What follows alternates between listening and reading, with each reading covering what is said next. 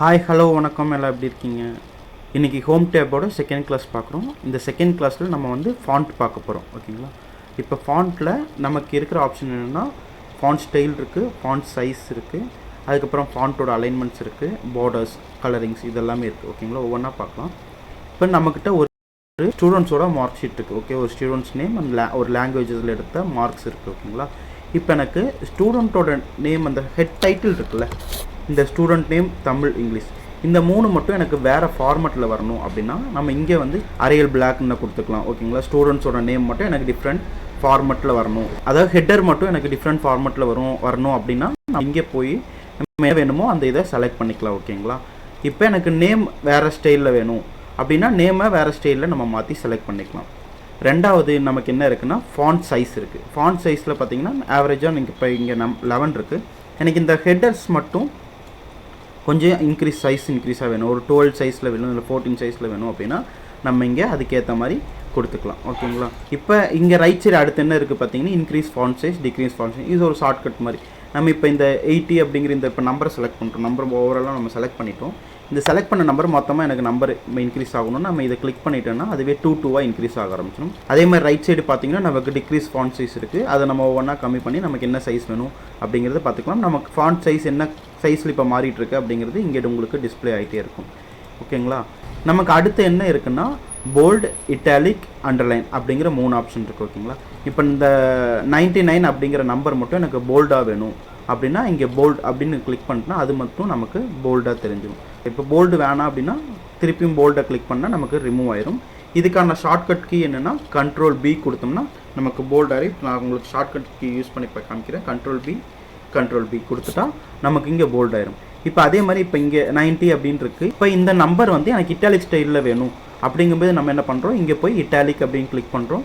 உங்களுக்கு அந்த சேஞ்சஸ் இங்கே தெரிஞ்சிருக்குன்னு நினைக்கிறேன். நான் பார்த்தீங்கன்னா நம்பர் 90 செலக்ட் பண்ணியிருக்கேன்.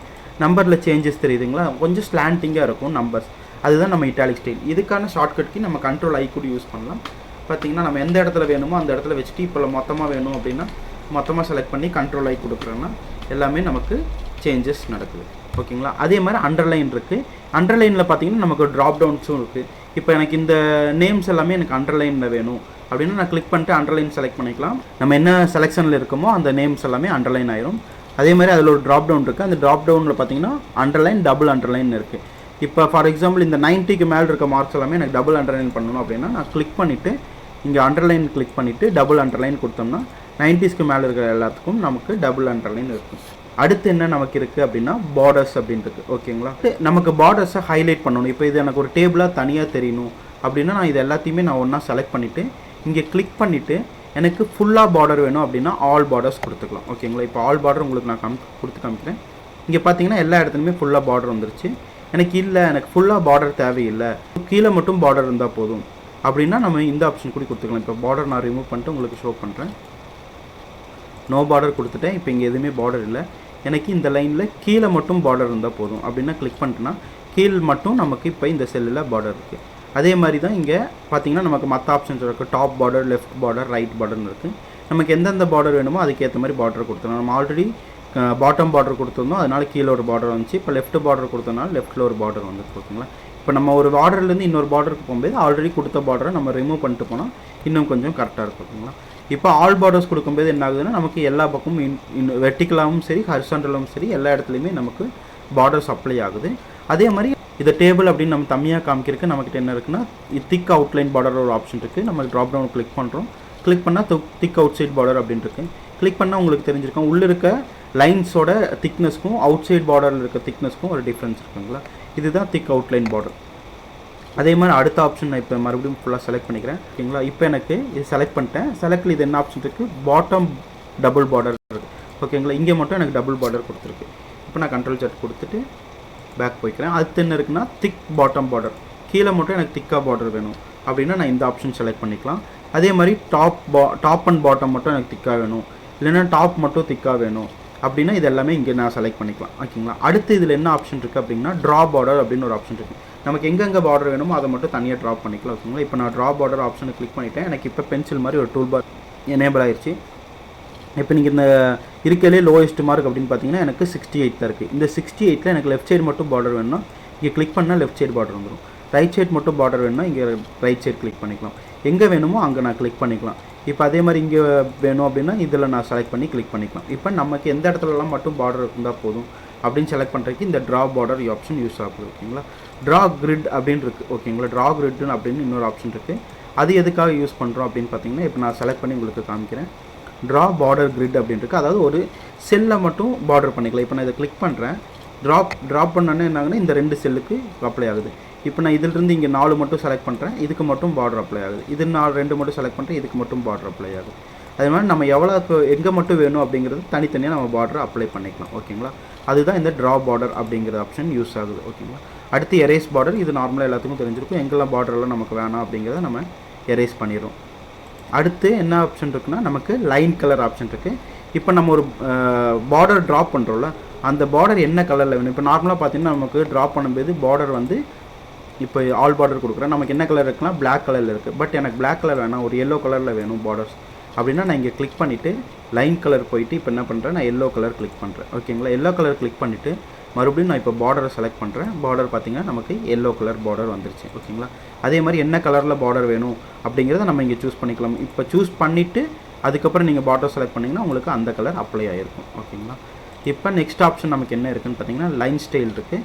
இப்போ எனக்கு கண்டினியூ லைன் வேணும், டாட்டட் லைன்ஸ் வேணும் அப்படின்னா நம்ம இந்த மாதிரி லைன் சூஸ் பண்ணிக்கலாம். ஓகேங்களா. இப்போ நான் இந்த மாதிரி லைன் சூஸ் பண்ணுறேன்.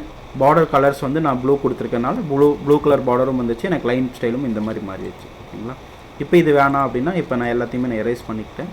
ஓகேங்களா. நெக்ஸ்ட் என்ன நமக்கு ஆப்ஷன் இருக்குன்னா மோர் பார்டர் அப்படின்னு ஒரு ஆப்ஷன் இருக்குது. இப்போ எனக்கு ஃபார் எக்ஸாம்பிள் இப்போ பார்டரில் வந்து எனக்கு இப்படி வேணும், இப்போ கிராஸ் வேணும், இந்த மாதிரி கிராஸ் பார்டர்ஸ் வேணும் அப்படின்னா நான் செலக்ட் பண்ணி இப்படி கொடுத்தோம்னா இது எல்லாமே எனக்கு கிராஸ் வேணும்.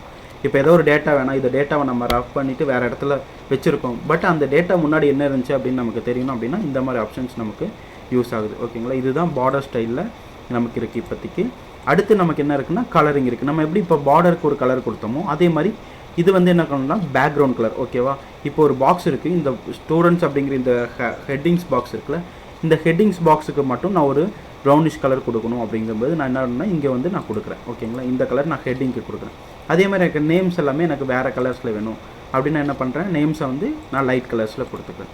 அதே மாதிரி மார்க்ஸ் எனக்கு வேறு கலரில் வேணும் அப்படின்னா நான் மார்க்ஸ் வந்து மறுபடியும் வேறு கலரில் கொடுத்துக்கிறேன். ஓகேங்களா. இப்போ நம்ம ஹைலைட் பண்ணி காமிக்கிறதுக்காக இந்த கலர் ஆகுது. இப்போ ஃபார் எக்ஸாம்பிள் இப்போ 99 அப்படிங்கிற மார்க்ஸ் வந்து டாப் ஸ்கோரர் அப்படிங்கும்போது நம்ம பேக்ரவுண்டில் என்ன பண்ணுறோம், இப்போ க்ரீனில் ஹைலைட் பண்ணி காமிக்கலாம். ஓகேங்களா.